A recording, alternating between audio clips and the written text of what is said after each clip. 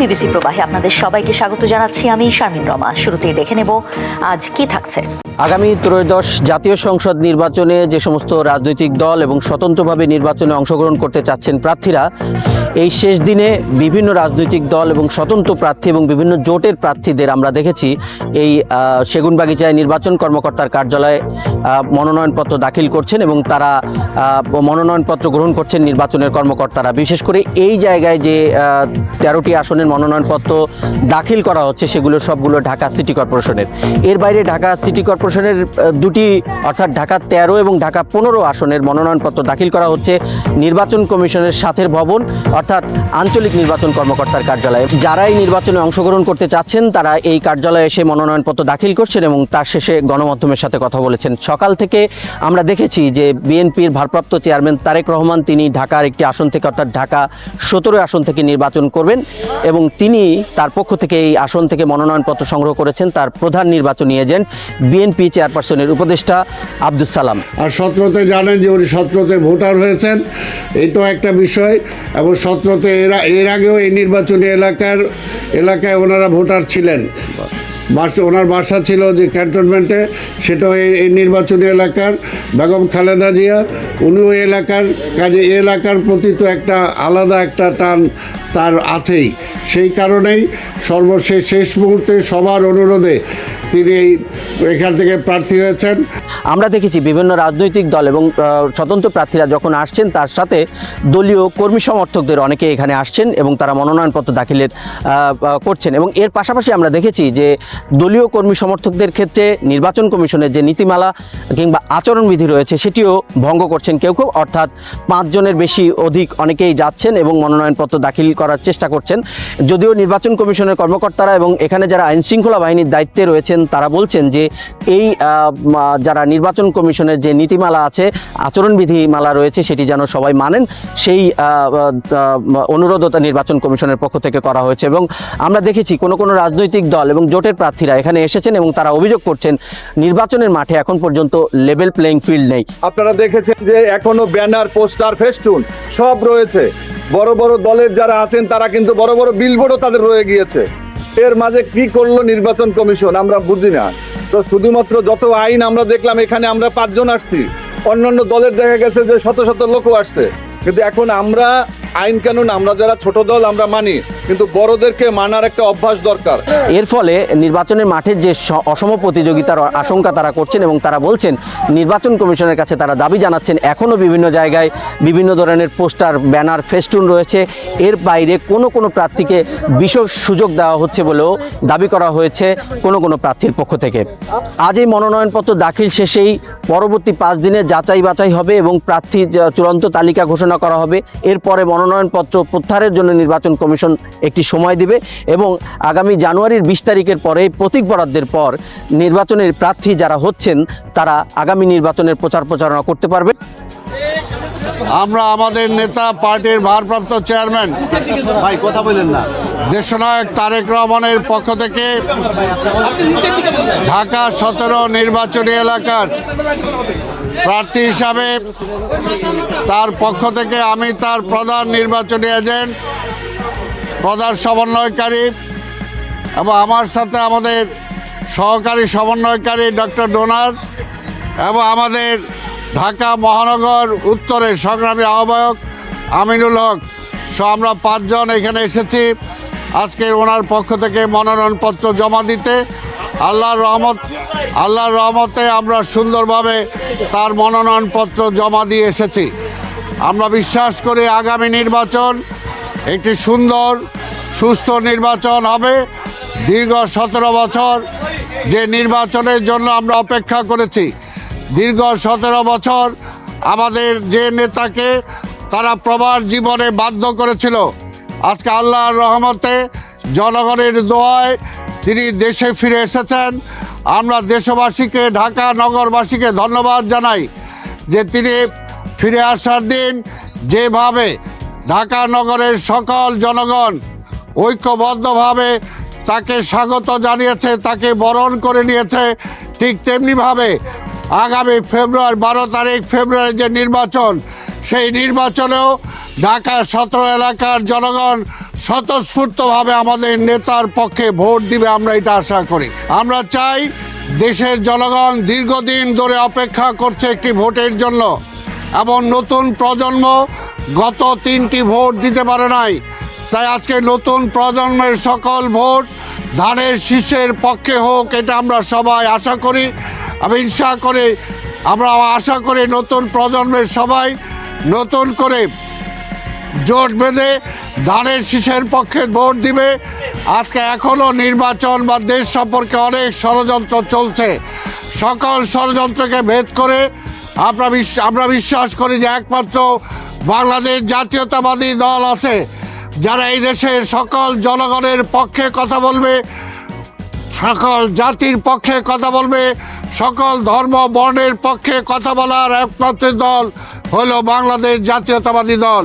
পুরুষের পক্ষে, মহিলার পক্ষে কথা বলার জন্য দল হলো বাংলাদেশ জাতীয়তাবাদী দল।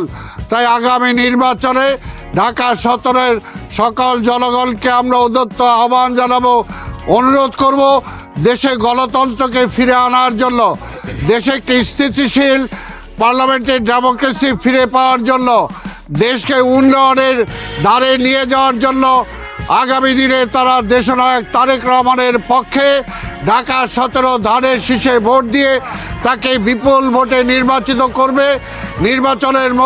আগামী নির্বাচনের মধ্য দিয়ে তিনি সংসদ নেতা হিসাবে অবশ্যই তিনি শপথ গ্রহণ করবেন, সরকার প্রধান হিসাবে তিনি দায়িত্ব পালন করবেন।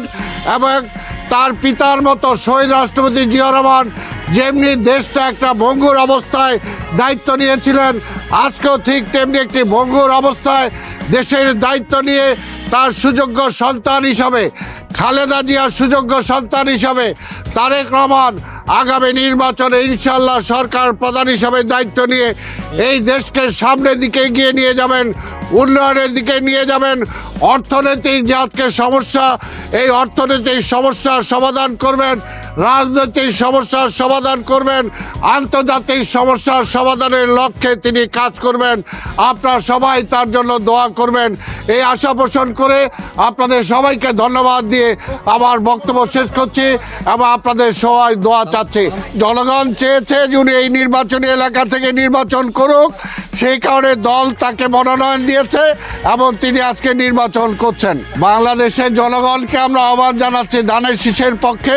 আর যেহেতু বিশেষ করে আমি তার চিফ কোঅর্ডিনেটর হিসাবে এখানে আসছি তার পক্ষে জমা দেওয়ার জন্য, কাজে ঢাকা 17 সকল জনগণকে আবার আলাদা আমরা আহ্বান জানালাম। এখন এক মোহনায় জামাত, এনসিপি ক্ষমতার মসনদে বসতে তারা এক আটটা। এনসিপির আহ্বায়কের ভাষ্য, নির্বাচনী বৈতরণী উতরানোর কৌশল, সংখ্যাগরিষ্ঠতার ভিত্তিতেই সিদ্ধান্ত।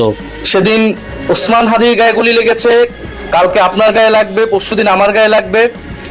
কারণ প্রথম এবং প্রধান টার্গেট করা হচ্ছে এই জুলাই গণ অভ্যুত্থানে যারা অংশগ্রহণ করেছে সারা দেশের তরুণরা, নাগরিকরা, শহীদ পরিবার, যারা আহত যোদ্ধা রয়েছে। ফলে এই পরিবর্তিত প্রেক্ষাপটে আমাদের কাছে মনে হয়েছে, আমরা দলীয় ফোরামে আলোচনা করেছি যে আমাদের এই মুহূর্তে এই নির্বাচন সুষ্ঠুভাবে সম্পন্ন করার জন্য, প্রতিযোগিতা পূর্ণ করার জন্য এবং যাতে আধিপত্যবাদী কোনো শক্তি আমাদের এই গণঅভ্যুত্থান পরবর্তী অগ্রযাত্রাকে ঠেকাতে না পারে, সেজন্য আমাদের বৃহত্তর ঐক্য প্রয়োজন। সেই তাগিদ থেকেই আমরা জামাতে ইসলামী এবং তাদের যে সমমনা 8 দল রয়েছে তাদের সাথে আমরা কথা বলেছি এবং তাদের যে নির্বাচনী সমঝোতা, জাতীয় নাগরিক পার্টি এনসিপি সেই নির্বাচনী সমঝোতায় সম্মত হয়েছে। কনকনে ঠান্ডার মধ্যে জোটবদ্ধ হওয়ার উষ্ণ এই বার্তা অবশ্য আগে দিয়েছে জামাত। নাহিদ ইসলাম সরাসরি কথা বলেছেন, আমাদের সকলের সাথে আমরা উপস্থিত ছিলাম এবং তিনি তাদের সিদ্ধান্ত আমাদেরকে অবহিত করেছেন। তারা আরেকটি প্রেস কনফারেন্স করে তাদের সিদ্ধান্ত আপনাদেরকে ইনশাল্লাহ জানিয়ে দেবেন। আমরা কিসের ভিত্তিতে একত্রিত হয়েছি, আমাদের লক্ষ্যের কথা আমরা বলেছি। এটা আমাদের একটি মজবুত নির্বাচনী সমঝোতা। সারা বাংলাদেশের 300 আসনে আমরা বসে নিজেদের মধ্যে আলাপ আলোচনার মধ্য দিয়ে বিভিন্ন আসন আমাদের মধ্যে আমরা নির্ধারণ করেছি। তবে জোটভুক্তদের অভিলাষ টানতে পারেনি মাহফুজ আলমকে। তার পরামর্শ, কোনো পক্ষে না গিয়ে নিজেদের বক্তব্য ও নীতিতে অটল থাকাই শ্রেয়। কারণ ইতিহাসের এ পর্বে দেশ আছে একটা শীতল যুদ্ধে। মাহফুজ আলম ফেসবুকে লেখেন, আমি এনসিপির অংশ হচ্ছি না। আমাকে জামাত এনসিপি জোট থেকে প্রস্তাব দেওয়া হয়নি, এটা সত্য নয়। কিন্তু ঢাকার কোনো একটা আসনে জামাত এনসিপি জোটের প্রার্থী হওয়ার চাইতে আমার লং স্ট্যান্ডিং পজিশন ধরে রাখা অধিক গুরুত্বপূর্ণ। মাহফুজ আলম আরও লেখেন, ইতিহাসের চলতি এ পর্বে বাংলাদেশ একটা শীতল যুদ্ধে আছে। এ পর্বে কোনো পক্ষ না নিয়ে নিজেদের বক্তব্য ও নীতিতে অটল থাকাই শ্রেয়। বিকল্প তরুণ অথবা জুলাই শক্তির সম্ভাবনা এখনও শেষ হয়ে যায়নি। বরং আমি গত 1.5 বছরে যা বলেছি, যে নীতিতে বিশ্বাস রেখেছি, তা অব্যাহত রাখব রাজনৈতিক, সাংস্কৃতিক ও বুদ্ধিবৃত্তিক সব উপায়ে। If you care to join me, you are most welcome. বিকল্প জুলাই শক্তির উত্থান খুব কাছে বলেও মনে করেন মাহফুজ আলম। জাতীয় নাগরিক পার্টি এনসিপি থেকে পদত্যাগ করেছেন তাজনুবা জাবিন। তিনি এনসিপির যুগ্ম আহ্বায়ক ছিলেন। 28 ডিসেম্বর দুপুর 12:35 নিজের ভেরিফাইড ফেসবুক পেজে দেওয়া এক দীর্ঘ পোস্টে তাজনুবা তার পদত্যাগের কথা জানান। পোস্টে তিনি জামায়াতের সঙ্গে এনসিপির আসন সমঝোতার প্রসঙ্গ টেনে লিখেছেন, এই জিনিস হজম করে মরতেও পারবো না আমি।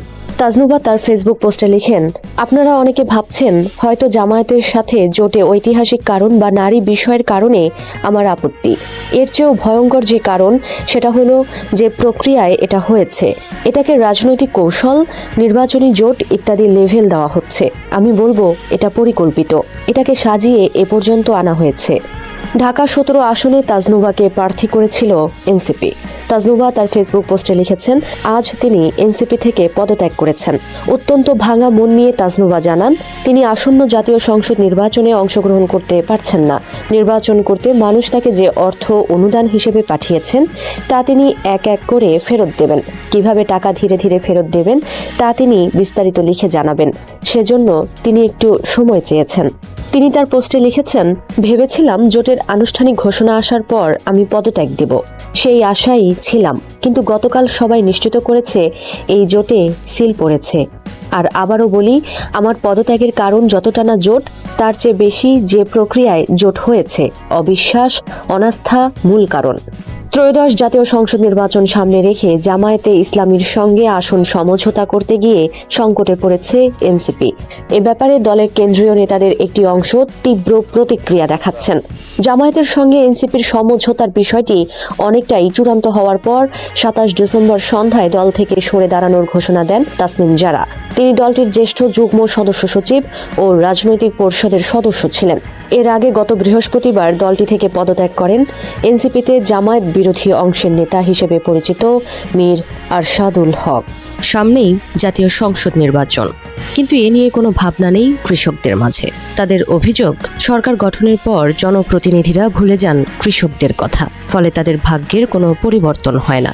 বিশেষজ্ঞরা বলছেন, কৃষি প্রধান এই দেশে তাদেরকে নির্বাচনমুখী করতে প্রয়োজন কৃষকমুখী সরকার ও কৃষি নীতিমালা। কৃষি অর্থনীতি এগিয়ে নিতে প্রয়োজন কৃষকদের জ্ঞান ভিত্তিক চর্চা ও রাজনৈতিক সংশ্লিষ্টতা। দিনাজপুর সদর উপজেলার রামজীবনপুর গ্রামের কৃষক রায়হান কবির অনেকদিন আগে ঝড় ও বাতাসে পড়ে যাওয়া ধান পরিচর্যায় ব্যস্ত। সামনে জাতীয় সংসদ নির্বাচন, তা নিয়ে রায়হানের কোনো ভাবনাই নেই। কারণ প্রতিবারই নির্বাচন হয়, গঠিত হয় সরকার, কিন্তু এতে কৃষকের আশা আকাঙ্ক্ষার কোনো প্রতিফলন ঘটে না। আমাদের নির্বাচন নিয়ে কোনো মাথা ব্যথাই নেই। কে আসলো না আসলো এটা দেখা কোনো আমাদের দরকারই নেই, কারণ সরকার তো আমাদেরকে দেখে না। তাহলে আমরা সরকারকে নিয়ে ভাববো কেন? যার কারণে আমাদের হচ্ছে নির্বাচন নিয়ে কোনো আগ্রহ নাই।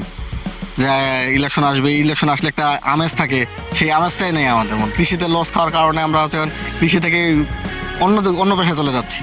কেউ অটো নিচ্ছে, কেউ ব্যবসা বাণিজ্য করছে, কেউ অন্য বাড়ি কাজ করতেছে, কিন্তু কৃষি কাজ করতে যাচ্ছে না কেউ। কীটনাশক কিনতে গেলে ওগুলো হচ্ছে খরচা অনেক বেশি। আবার সার ঠিক মতন পাওয়া যায় না। সার নিতে গেলে হচ্ছে কৃষি অফিসারের হচ্ছে সই নিতে হচ্ছে। আমাদের যেটুকু সার চাই, আমাদের যতটুকু চাহিদা সার ততটুকু পাচ্ছি না। একই উপজেলার চাঁদগঞ্জ এলাকার কৃষক আবু তালেব, তার মতে কৃষককে নিয়ে কোনো সরকারই চিন্তা করে না। কৃষকের উৎপাদিত পণ্যের ন্যায্য মূল্য নাই, সার সংকট, প্রাকৃতিক দুর্যোগ, ফসলের হিমাগার নির্মাণ, প্রক্রিয়াজাতকরণ কেন্দ্র স্থাপন, কোনো কিছুতেই সরকারের মনোযোগ নেই। দেশকে আগায় নিতে গেলে সরকারকে কৃষিতে মনোযোগ দিতে হবে। কারণ কৃষি ছাড়া কোনো দেশ ডেভেলপ করতে পারবে না। কারণ এই কৃষকের ঘর থেকে কিন্তু সব তৈরি হয়। ইঞ্জিনিয়ার বলেন, জজ বলেন, ব্যারিস্টার বলেন, ম্যাজিস্ট্রেট বলেন, মাস্টার বলেন, যা বলেন এভরিথিং। কিন্তু ওরাও কিন্তু আমাদেরকে আর পরে মূল্যায়ন করে না। ওরা তো ওদের জায়গা সেট হয়ে গেছে। কৃষক খায়ে থাক না খায়ে থাক, তারা কি হয় হোক, আমরা কিন্তু, আমিও একজন কৃষকের ঘরের সন্তান, আমিও একসময় লেখাপড়া করছি। আমি এখন কৃষি করতেছি, আমার বাচ্চা কাচ্চা হয়তো বড় কিছু হবে, সেও চিন্তা করবে না আমার কথা যে আমার বাবা তো ছিল কৃষক। ওরা এই চিন্তা ভাবনা কৃষক নিয়ে কারো চিন্তা ভাবনা নেই। কৃষকদের অভিযোগ, তাদের উন্নয়ন কার্যক্রম, সহজ শর্তে ঋণ প্রদান, ফসলের লোকসান ঠেকাতে পদক্ষেপ কিছুই নেই। নির্বাচনের সময় প্রার্থীরা কৃষকদের দ্বারে দ্বারে আসলেও জয়ী হওয়ার পর ভুলে যান। কৃষক নেতাদের মতে দেশে সংসদীয় কৃষি নীতিমালা নেই কোনো পদক্ষেপ। ফলে নির্বাচন কিংবা রাজনৈতিক সংশ্লিষ্টতা নিয়ে আগ্রহ হারাচ্ছেন কৃষকরা। যে কোনো সরকারে আসুক, আমরা যদি কৃষকের যদি একটু যদি মনোযোগ যদি দেখে, যে মনে করেন যে কৃষক কি অবস্থা, ন্যায্য মূল্যটা দেয়, হয়তো কৃষি থাকি না যে কিছু হেল্প টেল্প করিয়া লোন ঋণটা যদি দেয়, যে তুমি 6 মাসে দাও, ঋণের প্রস্তাবটা মনে করেন যে সুদের হারটা কম হবে, তোমার ঠিক মতন দিয়ে দাও। আমরা কৃষকের জন্য এইটা হেল্প মনে করেন যে করতে। অনেক সরকারে আসছে গেছে, কিন্তু কৃষকদের নিয়ে কোনোদিন কোনো চিন্তা ভাবনা করে না। ওই যতটুকু করে তা দিয়ে কৃষকের এটা। আমাদের দিনাজপুর কৃষি অঞ্চল হিসাবেই পরিচিতি পেয়েছে, কিন্তু কৃষক মানে হাড় ভাঙা পরিশ্রম করছে, কিন্তু তাদের যে পরিশ্রমের মূল্য সেটা সরকার দেখে না। আমরা বিভিন্ন ফসল উৎপাদন করি, যেমন দেখা যায় অনেক ফসল আছে যেগুলা সংরক্ষণ করা সম্ভব না, হয়তো সম্ভব সেটা হচ্ছে যে একটা স্টোরের দরকার। যেমন টমেটো ধরেন, আম ধরেন, এই অঞ্চলে, এই কৃষি অঞ্চলে যদি ওই ধরনের একটা ব্যবস্থাপনা থাকতো তাহলে দেখা যাচ্ছে যে কৃষকরা হয়তো কিছু টাকা পাইতো। অথচ এখন দেখছি যে আমাদের পার্শ্ববর্তী থেকে টমেটো আসছে, আমরা কিনতে যাচ্ছি 120 টাকা 150 টাকা কেজি, অথচ আমাদের দেশে উৎপন্ন হচ্ছে, কিন্তু আমরা সংরক্ষণের অভাবে আমরা সেটা টাকা, আমাদের যে দেশের টাকা আমরা বিদেশি থেকে নিয়ে আসছি। সরকার যে আসবে, নির্বাচন আসবে, এ ব্যাপারে সাধারণ যে কৃষকদের এদের কোনো চিন্তা ভাবনা নেই। কারণ দেখা যাচ্ছে যে আমরা কৃষি করতেছি, আমাদের বেঁচে থাকার জন্য যতটুকু দরকার ততটুকু করতেছি। কারণ কোনো সরকারে আসে প্রতিশ্রুতির ফুলঝুরি জড়ায়, কিন্তু বাস্তবায়ন কিছুই করে না। যুদ্ধ পরবর্তী যতগুলো সরকার আসছে, কোনো সরকারই কৃষকের দিকে কিন্তু মানে তাকায় নেই আর কি। যখন নির্বাচন আসে তখন আমাদের এখানে তো আগে এমপি নির্বাচন হয়, ওনারা আসে তখন কৃষকের জন্য এটা করব সেটা করব, কিন্তু পরে নির্বাচনের পরবর্তীতে ওনারা ওই ঢাকায় যে ওনাদের যে দলীয় কৃষক এখন লীগ বলেন, কৃষক দল বলেন, তাদেরকে নিয়ে মহাব্যস্ত হয়ে থাকে। আমাদের প্রতি মাসে ডিসি অফিসে একটা করে মিটিং হয়, সেখানে একটা কৃষকের থাকার কথা, কৃষক সরাসরি কৃষক থাকবে যারা কৃষকের সাথে জড়িত আর কি। কিন্তু আজ পর্যন্ত আমরা দেখি নাই যে কোনো কৃষককে সেখানে দাওয়াত দেওয়া হয়েছে। এটা একটা ব্যাপার ছিল। আর আমাদের বাংলাদেশে কৃষি নীতিমালা নেই, বাংলাদেশের সংসদে কৃষি নীতিমালা না থাকার কারণে আর একটা বিশাল ব্যাপার যে আমরা কৃষকের এই বছর আপনারা দেখেন যে আলু বিক্রি হতেছে না, আলু নিয়ে কৃষকরা মানে একদম মহাবিপদে পড়ে আছে, নিঃস্ব হয়ে যাবে আলু যারা মনে করেন স্টোরজাত করছে। দেখেন যে সরকারের কোনো মাথা ব্যথা নাই। আর বিশেষজ্ঞরা বলছেন, কৃষকদের নির্বাচনমুখী করতে জ্ঞান ভিত্তিক চর্চা ও রাজনৈতিক সংশ্লিষ্টতা বাড়িয়ে স্বাধীনভাবে তাদেরকে সংগঠিত করতে হবে। আর এই পদক্ষেপ নিতে হবে সরকারকেই। যখন আপনার কৃষি অফিস থেকে কোনো প্রকল্প আসে, তাকে কিছু ড্রাগন ফলের চারা দিয়ে দেন, তাকে কিছু নতুন ভ্যারাইটির ধানের চারা দিয়ে দেন, তাকে কিছু নতুন ভ্যারাইটির আমের চারা দিয়ে দেন। এর মাধ্যমে আমার কৃষি অফিসের পারপাসফুল হবে। আমি মনে করি যে নির্বাচনমুখী করতে গেলে রাজনীতিবিদদেরই উচিত কৃষকদের মাঝে গিয়ে তাদেরকে উপস্থাপিত করা, নিজেদেরকে উপস্থাপন করা, যে আমরা আপনাদের জন্য যেটি বাস্তবমুখী পদক্ষেপ সেটি কি হতে পারে তাদের কাছ থেকে শুনে সেই অনুযায়ী আমাদের প্রকল্পগুলোকে কৃষি অফিসের মাধ্যমে অথবা অন্যান্য এনজিওর মাধ্যমে আমাদের বাস্তবায়িত করানো উচিত। নির্বাচনে আগ্রহ বৃদ্ধি ও সঠিক জনপ্রতিনিধি চয়নে রাজনীতিবিদদের যেতে হবে কৃষকদের মাঝে, যাতে গঠিত হবে কৃষকমুখী সরকার, এগিয়ে যাবে কৃষি অর্থনীতি। গাজার রাস্তাগুলো নিঃশব্দ, খালি বাজার, ভাঙা ভবন আর ক্রমবর্ধমান দামের ছাপ। দীর্ঘদিন ধরে চলমান ইসরায়েলি হামলা, বাণিজ্যের উপর কঠোর বিধিনিষেধ আর দেশি বিদেশি অনুদান কমে যাওয়া সব মিলিয়ে ফিলিস্তিনি অর্থনীতি এখন এক ভয়াবহ সংকটে।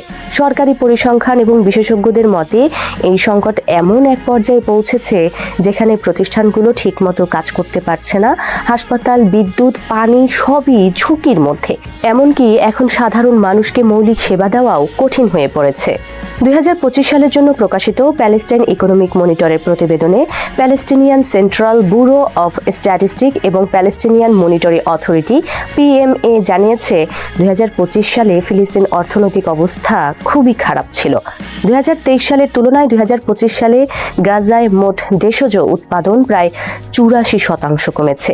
একই সময়ে অধিকৃত পশ্চিম তীরে জিডিপি কমেছে 13%। সামগ্রিকভাবে অর্থনীতির আকার এখনও আগের স্বাভাবিক অবস্থার অনেক নিচে, যা পুনরুদ্ধারের সক্ষমতাকেও প্রশ্নের মুখে ফেলেছে। প্যালেস্টাইন ইকোনমিক মনিটরের প্রতিবেদনে আরও বলা হয়েছে 2025 সালে গাজার বেকারত্ব 77%-এর বেশি। পণ্য বাণিজ্যও অনেক কমেছে।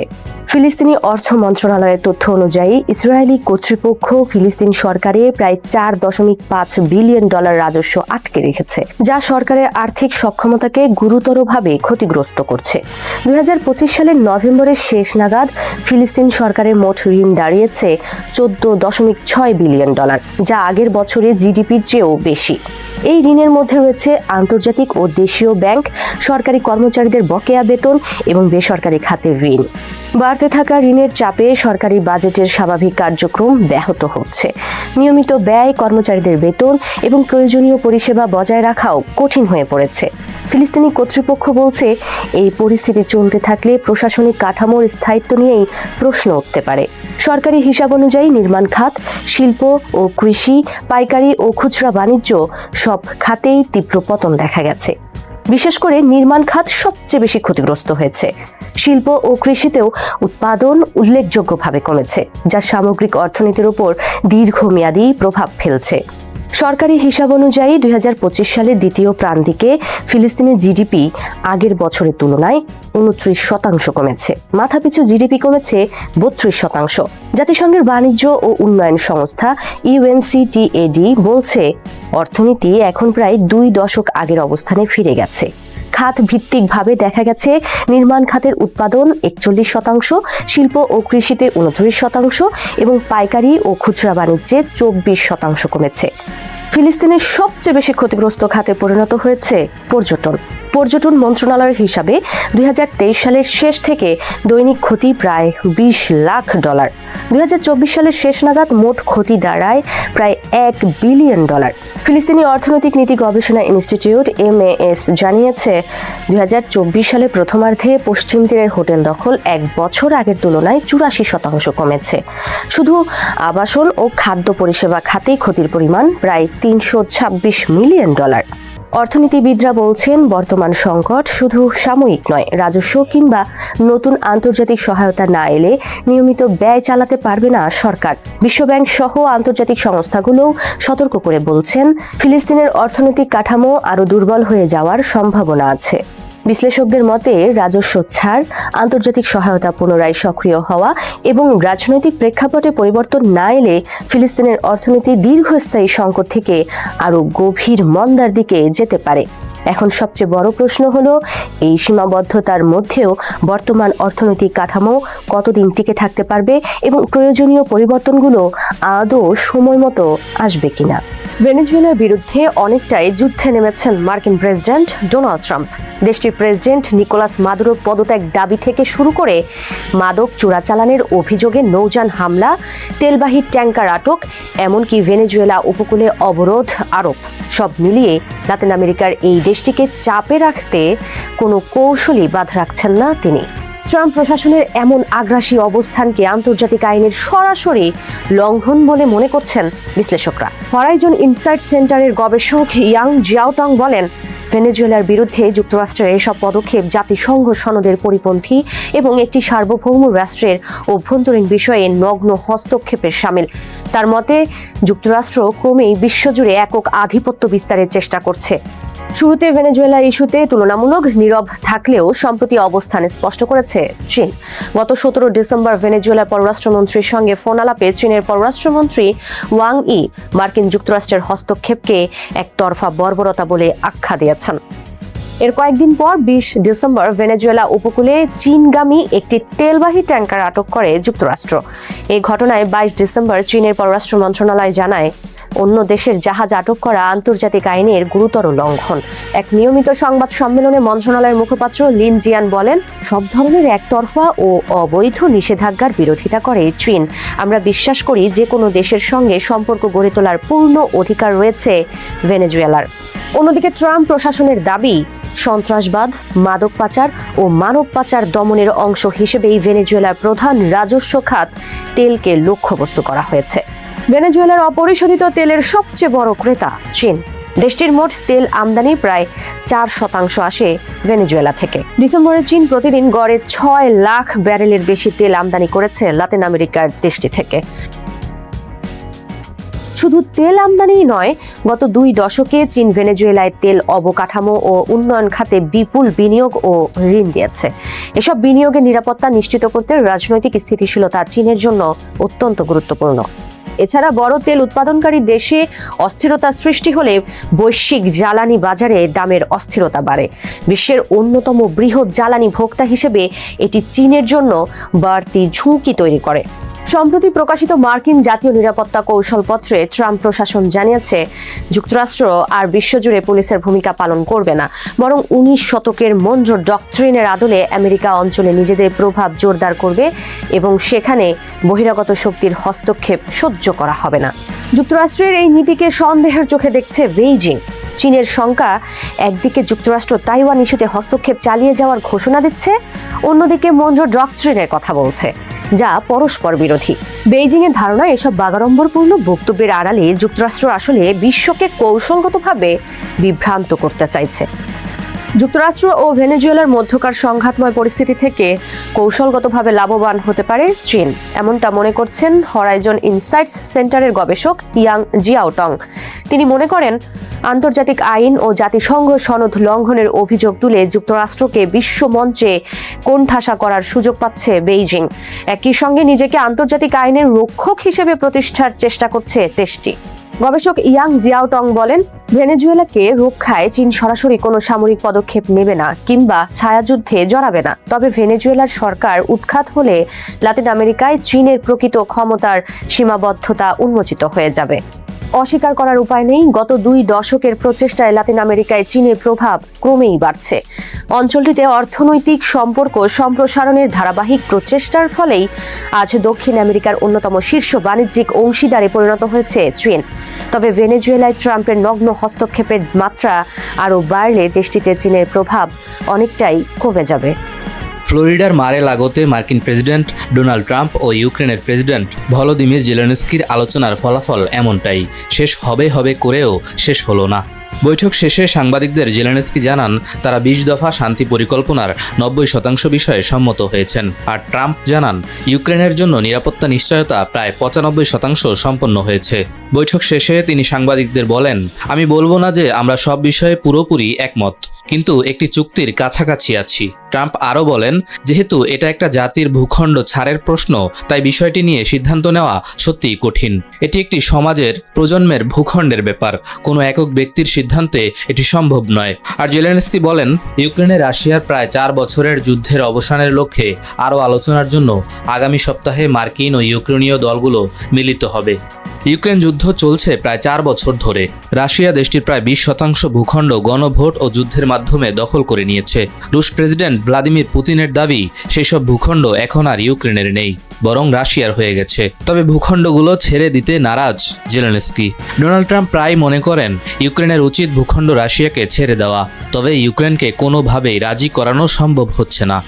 ইউক্রেনের শান্তির জন্য প্রথমে 28 দফা প্রস্তাব করেছিলেন ডোনাল্ড ট্রাম্প, পরে তা কাটছাট করে 20 দফায় আনা হয়। তবে এই 20 দফায়ও জেলেনস্কি বা পুতিন কাউকেই রাজি করানো সহজ হচ্ছে না। মার্কিন এই প্রেসিডেন্ট সতর্ক করে বলেছেন, চলমান এই আলোচনা যদি থেমে যায় তবে এই যুদ্ধ আরও দীর্ঘায়িত হবে।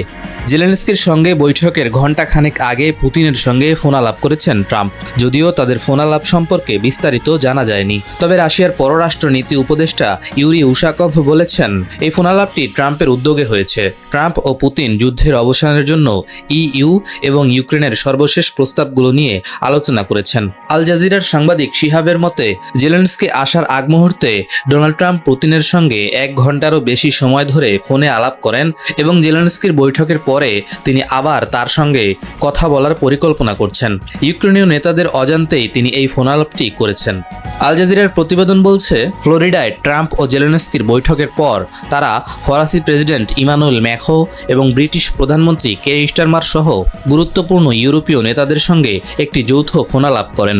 এ সময় ইউরোপিয়ান কমিশনের প্রেসিডেন্ট ভন দের লিয়েন ট্রাম্প ও জেলেনস্কির মধ্যকার বৈঠকে আলোচনার অগ্রগতির জন্য প্রশংসা করেন। তিনি আরও জানান, ইউক্রেনের জন্য শক্তিশালী নিরাপত্তা নিশ্চিত করা অতীব জরুরি।